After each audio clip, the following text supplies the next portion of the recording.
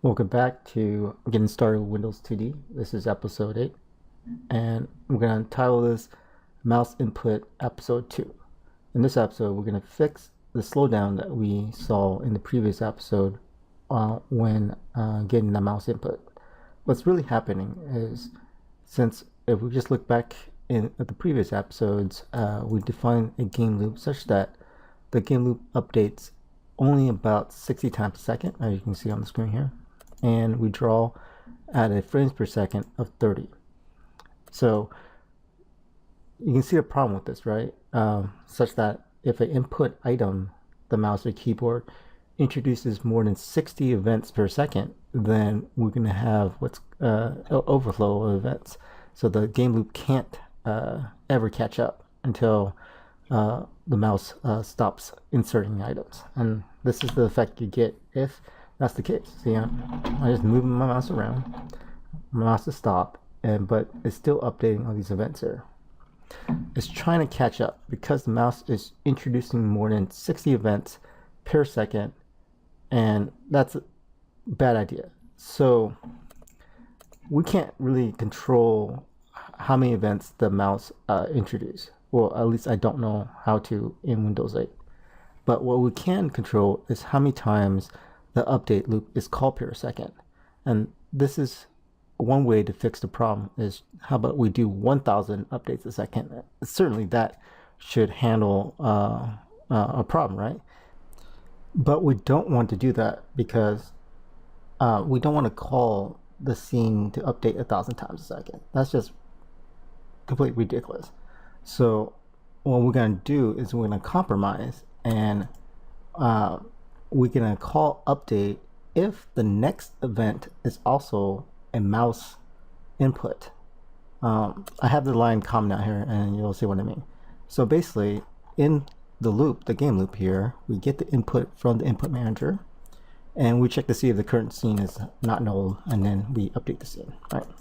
So what I'm going to do is, the quick way is uncomment this line out here, and it says, while the current update is a mouse input, update the scene and then get the next input from the input stack. And we're going to keep doing that until we have a different type of input. So what really happens is it's going to update as fast as the mouse actually inserts it in, and we get this effect right here. As you see, I move my mouse, I stop, and it stops exactly where I stopped it at. It's very fast. Now that's the quick way to do it. A better way to do it is we're going to write a function that does this so it looks a little bit cleaner. And that function, I call it peek and take. So a number in our input manager here, we have input is just a simple queue, and to peek means peek at whoever is the first in the line, and let's see what it is. And take is take the object, basically pop it out from the queue, right? So the idea is replace this while loop here with the function called peek and take. If we peek at the queue and it is the mouse move or mouse type of input, then we take it. Otherwise, we leave it there for the next update cycle. All right, let's code that in.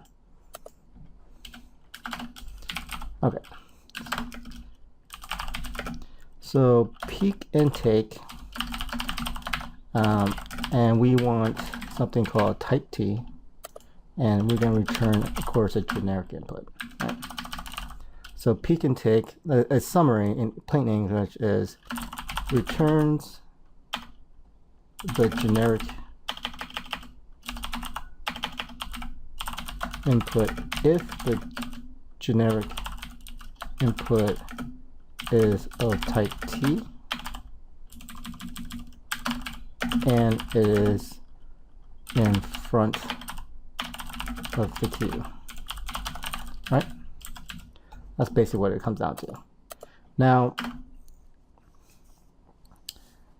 let's code this up. Remember that our queue has a lock. So when we're modifying anything from the queue, we have to introduce the lock again. Now, we can only peak if the count is greater than 0, right? So let's check that.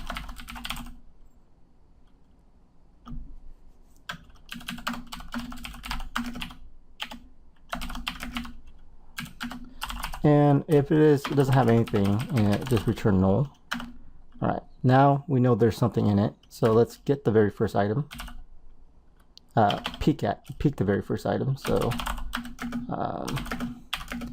and C# has a very awesome function called peek, and basically it returns the very first input in the queue, right? But it doesn't actually pop it from the queue. You just peeking at it. And that's what we want. Now we check to see if the input is the type T that we pass in, like that. And if that's the case, then we just return update, which basically returns the top item from the queue. Or you can also just return GI, but you have to make sure you pop it. So that's why the update's there. Update returns it and pops it at the same time. Else, if it's a different type of input, maybe a keyboard input or Xbox controller input or any other custom defined inputs, then we just want to return null. I have a little error here, so let's see what it is. All right, so we can't do that, so you have to do something. Get type is T. Double like that. All right, so if the current input type of generic input is equal to this type T, then return the update, otherwise return null. That's basically what it comes down to. All right, that's good. Now let's replace that here. All right, so basically we're going to check to see if the current input is of mouse input type, like that. And if it's not, then we're just going to update the scene as normal, like that. Now, if it's a mouse input type, we want to keep on updating the scene while popping until a mouse input is not on top. I'm sorry. Yeah, this supposed to be is. Okay. Yeah. If GI is mouse. Okay, that's probably, yeah. Okay. So in this if statement, we know that the current input is the mouse input. So basically, what we want to do is have like a type of while loop here, and we'll update the scene again here. My keyboard skills this morning is not that great, as you can tell. Usually a night owl, and it's 7:53 in the morning, so kind of off my time schedule right now. Okay, so while it is a mouse generic input, update the scene and then get the next one. But what we're going to do is we're going to use the function that we just made, which is input manager peek and take. And in this one, we're gonna get the as a type of mouse generic inputs instead. And then we have to pass type of.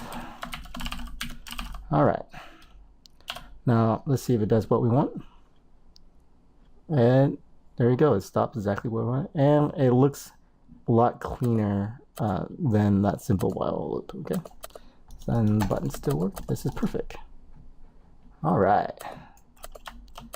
All right. So now that we fixed that problem, the next thing we're going to do is introduce the mouse click event. Now, you may be thinking we can just go to the XAML page, right? And wait until it loads here, and then we can override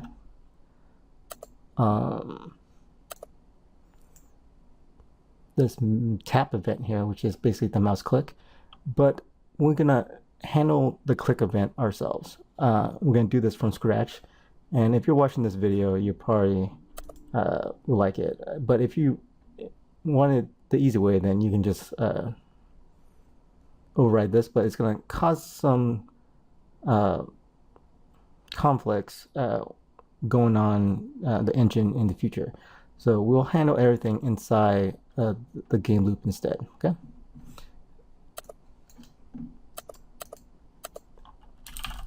All right, so what happened, well, let's think about what happens during a mouse click event.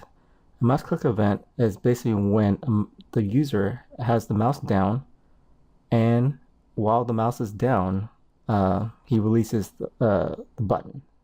So the act of pressing the button down and releasing the button causes a mouse click event.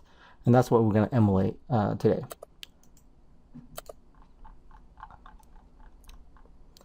And to do that, we're going to have a couple of variables that we're going to introduce into our input manager.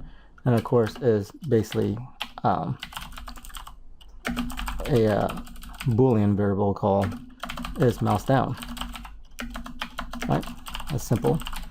And we can set that to false at the beginning.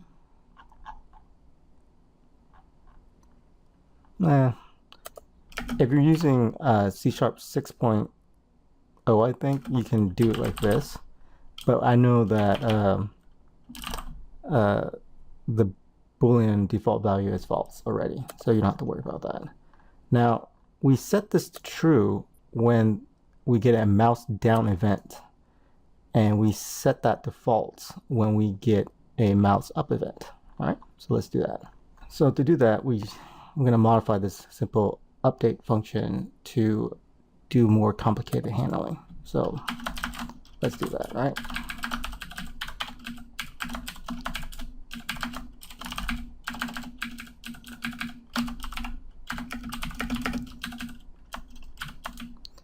So we'll get the current input from the queue, and we always remember to return it at the end. Now we got to check to see if this current input is a mouse input, and if it's a mouse input, check to see if it's mouse down. If it's mouse down, set the flag. If it's mouse up, unset the flag. As simple as that. So let's do that.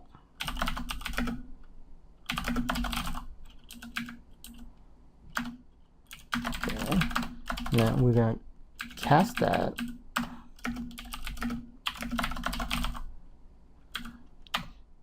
And there's two ways of casting that I know of. And you can cast it like this, like that. Or you can do it the more C++ way, which I'm used to doing. So I'm going to do it like this. That's basically what it comes down to. Now that we know that it's a mouse generic input and we cast it, let's check to see if it's the mouse down, right? So mouse input type, we program that an episode ago, yes, and this is the press. Now if the mouse input type is mouse press, then you just type in mouse down equals true, like that. Right? Now else MGI mouse is mouse release.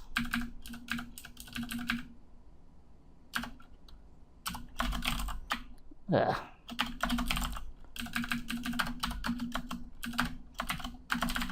Then we set that to false. Now this is where the on-click event happens.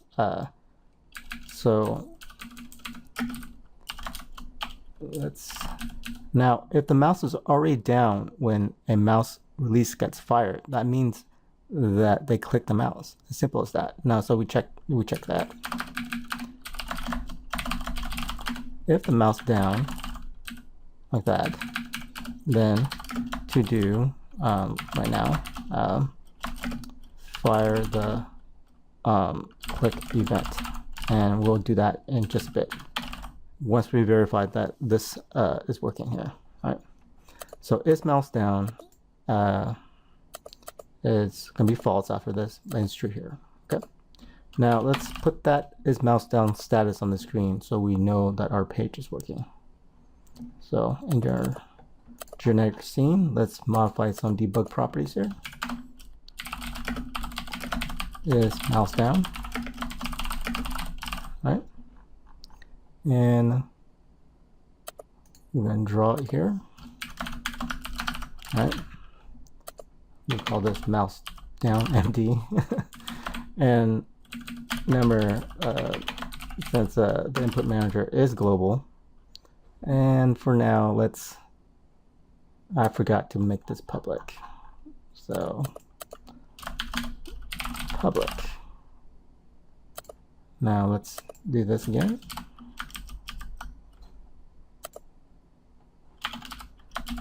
All right. Now we should see a very nice thing. All right. We don't have to update the debug properties here because it's already updated inside the input manager. So what happens here is when I click on something, MD should be mouse down. That's basically what we're trying to show here. So let's see if this works here. There it is. As you can see, this false here turns down. It doesn't matter what button I click, it changes. So left button, true. Middle button, true. Right button, true. So the mouse down actually does work. Now, get back to firing the on-click event. So let's see if we actually did that right here. So mouse click, there's mouse click. So in the input manager, okay. So if the mouse down, then you want to create a mouse click event, a brand new one. And we're going to insert that into the queue. So we're going to artificially introduce a on-click event if these two events happen in sequence. So event of that, and we want to give it the exact same coordinates as the release for now, and input type equals click, like that.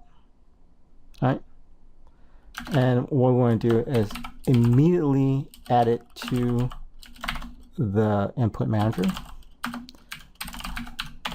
Now that's all you have to do for a mouse click event. Pretty simple, isn't it? Now what we're going to do to test out this functionality is to create a generic button that responds to this mouse click event that we did here. Okay, so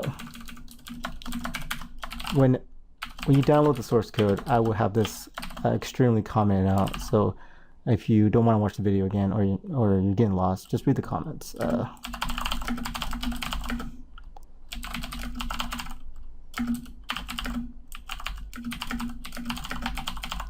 So this is extremely important to get, and I'm going to repeat myself one more time.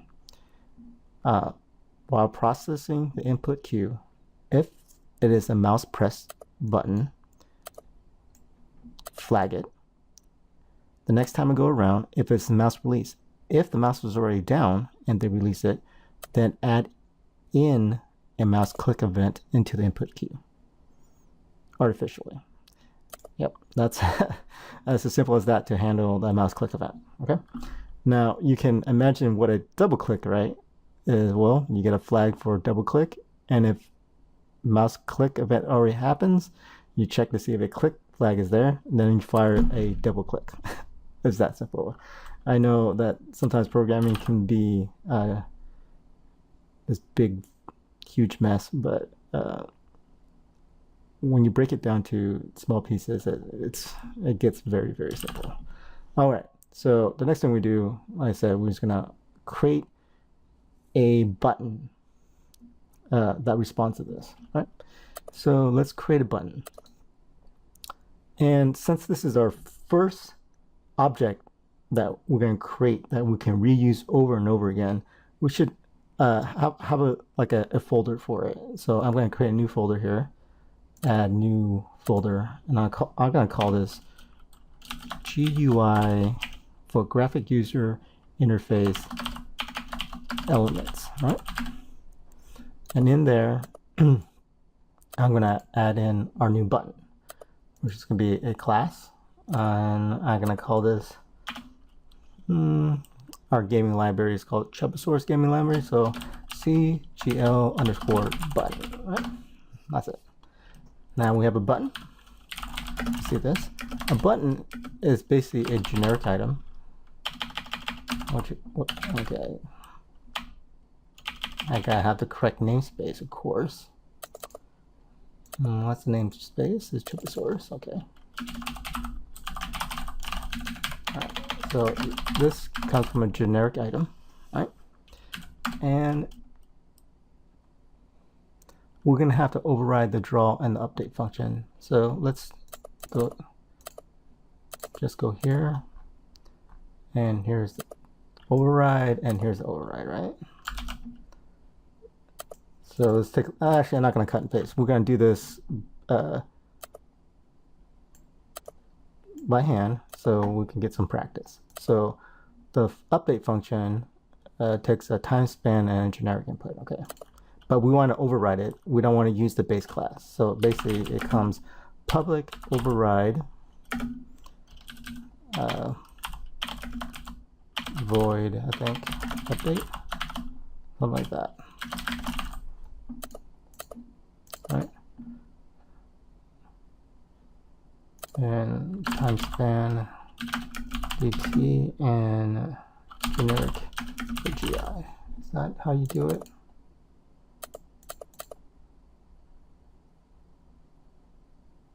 Oh, of course, generic item. I'm so sorry. That should work now, I think. Yeah. Now we have to override the draw function. Override draw. And there we go. Okay. Now a button, let's think about some properties, right? What a button has. A button has a border. It has a border, all right? And it has a text, like something to show inside the border, right? I mean, like it's just a normal button. So let's define that right now. A border, it's basically just a border color. So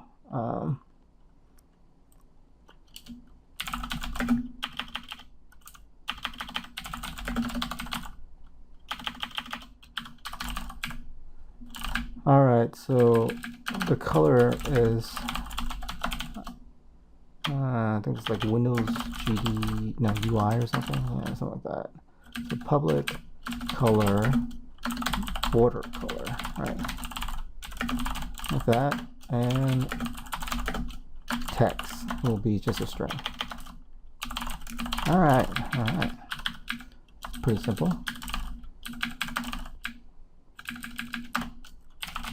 Now we're gonna do some constructors.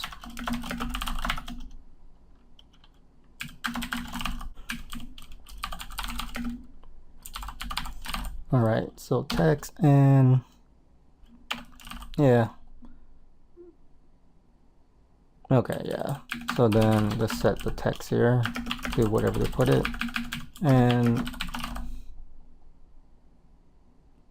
we'll give it empty string as the default. All right. So update right here to do respond to a hover event or hover item, and to do respond to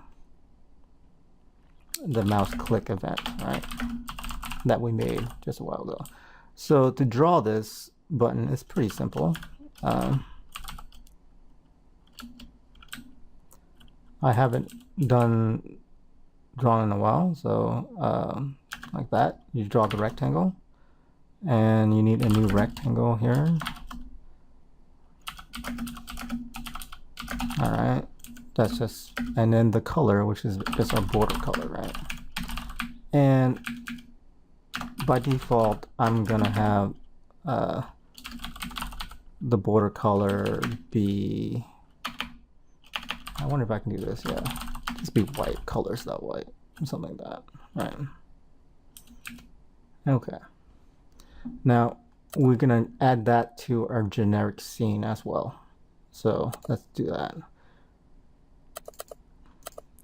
How fun, right? So in our main page, XAML.cs, we have our create resources function. And this is where we're going to load in our scene items into the scene. When we in the future, when we create our custom scenes, we're just going to load it in the constructor. Okay, but for now, this is where we're going to put it. So we have our test scene, which is GS, and then we add our cannoneer. Is that thing that big dude that has a big ass gun? And we're going to create a button right now. So CGL button b equals new button, and then my first button. Yay! And then we're going to add that to the scene. All right. So hopefully when I press play, we're going to have something that looks like a button on the screen, but not exactly what we want. But we're going to fix that. All right. Let's see what happens here. Okay. Nothing.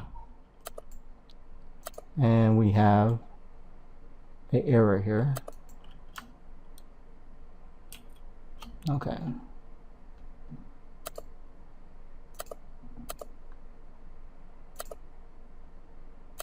Oh, I'm sorry. We shouldn't add the scene to itself. We should add in the button B. There it is. Okay, so we have this rectangle here. That's our button. All right, so we're missing the text. So let's do that. So we draw the border here. Draw the border. And draw the text. Here. Draw text, and the string should be text, and it looks like we want the vector, point, and then the color.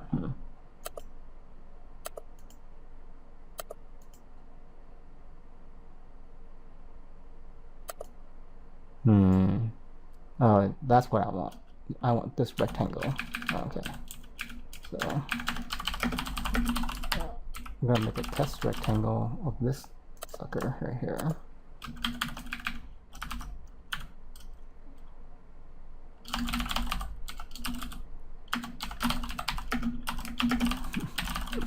All right, so R like that, and then here pass it the rectangle. Then it wants a brush, which is the color.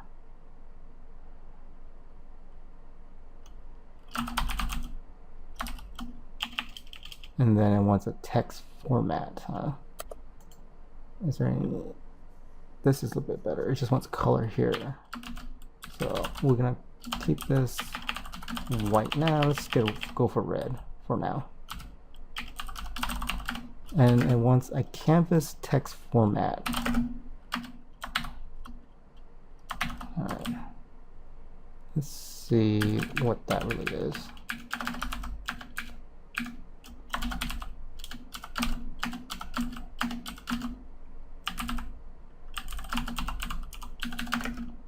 CTF. Yeah, there we go. What are the settings here? I want to basically what I want to do is center the text vertically and horizontally on the button, and hopefully this has it. It should have something like line or alignment or something. There it is, vertical alignment, center, and it should have something called horizontal alignment and paragraph alignment. Oh yeah, okay, parallel, and then that's also center. Like that. And then let's pass it CTF. Alright. See what happens here. Alright, my first button, it's the text is center, horizontal, and vertically on the thing. That's nice. Now I want to move this button to like the center of the screen here, so it looks better. So let's just do that. Give it a different coordinate system.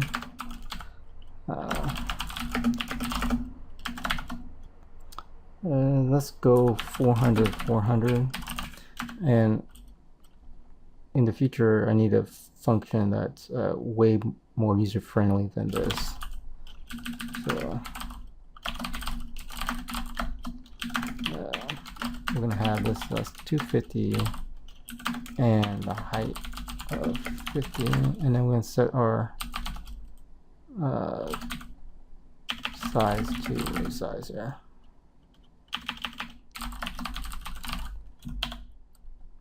And then we should have a button like that. Okay. Now in our draw, we're gonna have to respect the location and size of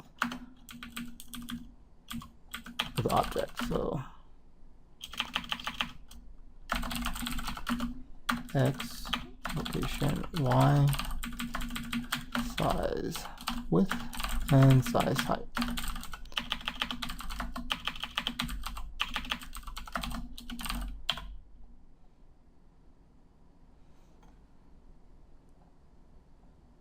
Okay, we have a little error here.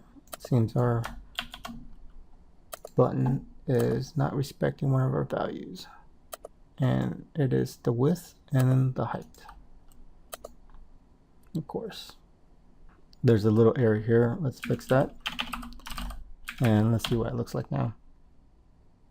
There we go. We have a nice button that has red text and a white grayish border, and it's the perfect size. Okay.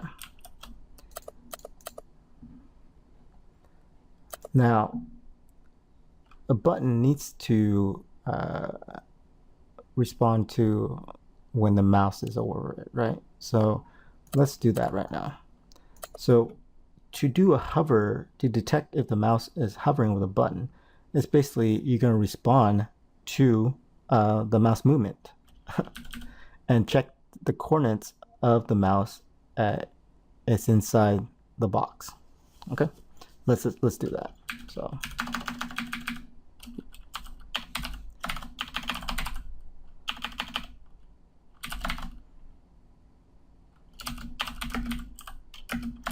first we check to see if it's the mouse movement, I mean a generic mouse input. Then we're going to cast it.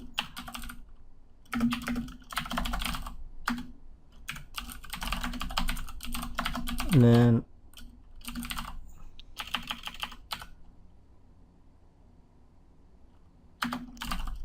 we're going to detect to see if it's a mouse move here. All right. So in here, we know that it is a mouse movement. What we have to do now is do a very simple hitbox. So basically what we're going to do is check to see if the coordinate of the mouse X coordinate is inside the box that we draw. And we have to do that for the Y coordinate as well. Now if the X and Y are inside the box, that means we are hovering over the button. Else we are somewhere else. Basically, this is basically in gaming, the game engine world, it's called a hit test, right? Do hit test. So it's very simple. All you do is check the mouse coordinate X is greater than the starting point of X, and the X coordinate of X is less than the location of X plus the width of the button. Right? And you do that for the same thing for the Y coordinate, but this time you're changing it to Y instead of X. And of course the height instead of the width. Right. Now look at this if statement very carefully and remember it, because this is your basic hit test that everybody uses. Okay,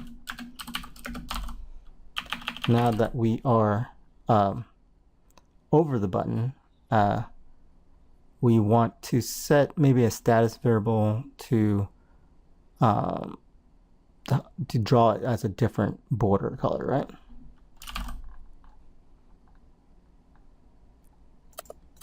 So we're going to define a highlight border color. All right. So a border color is white, and our highlight border color is going to be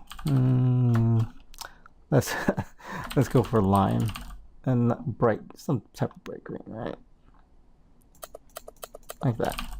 And we're gonna have a private variable called is hover, right? Right. And we're gonna set is hover is true here if it's hit, else we can set is hover false, right? Now to draw different ones, we just check to see if the flag is true. Okay, so is hover. If it's hover, draw the hover color. Else, draw our regular border color.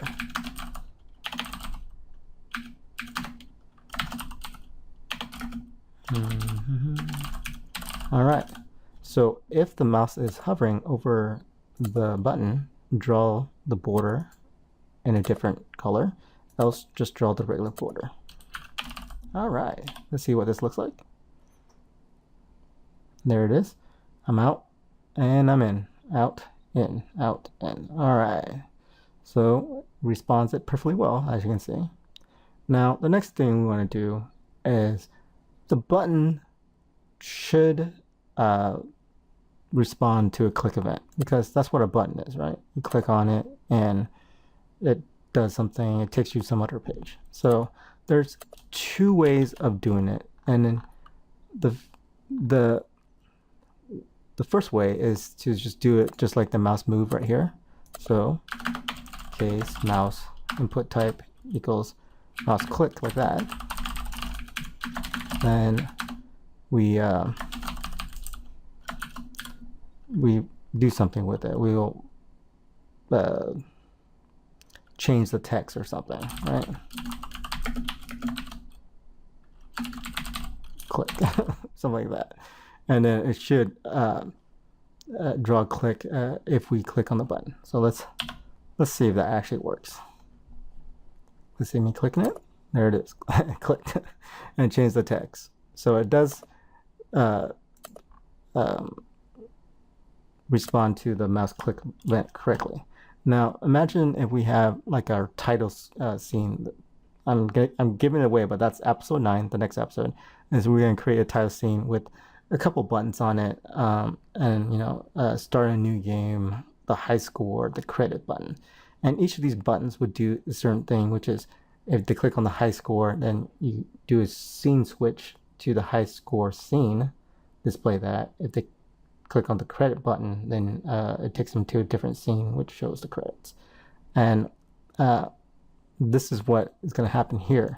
So if they click on something, then you want to respond to that with a certain thing. You can handle in this click event here, or you can create an overload to an event handler, which then serves the event. The code would look a little bit cleaner than it does instead of you typing in 2 or 3 pages at this mouse click event. But for now, we're going to keep it here, and maybe in the next few episodes I will introduce creating your own event handlers, because it's a pretty advanced topic and I think it should deserve its own episode. Now, so let's recap what we did this episode here. Okay, we fixed the lag from the mouse by introducing a function called peek and take. And what peek and take does is it looks at the front of the queue, and if it is the type that we're looking for, then it will pop that from the queue and return it. Else, it doesn't do anything.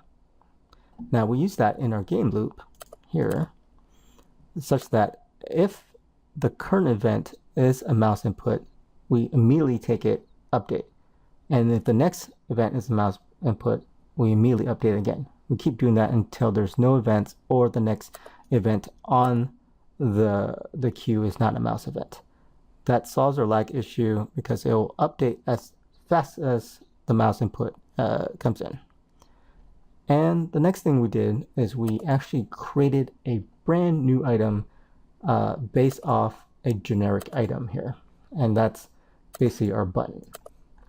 And we put that all together such that it responds to what we did previously in the previous episode. It responds to a mouse move, and it responds to a mouse click event. And I'll show you that again. So if my mouse is inside this button, it changes color. If it's off, it goes back to the regular color. And when I click on it, the text changes. See? And that's basically how we can do almost all our entities on the screen. It basically responds to a certain type of input in the update and draws it based off flag variables. Okay? And the next episode will be episode 9, and we're going to do our custom scene based off the generic scene, which is going to be a title page. And hopefully at this point you'll see it coming together, and you can create a very simple game using these simple classes. And thanks for watching, and if you like this video, please thumbs up, and hopefully the next episode will be out in I'm gonna be optimistic here and say a week. Well, thanks again, and have a good day, guys.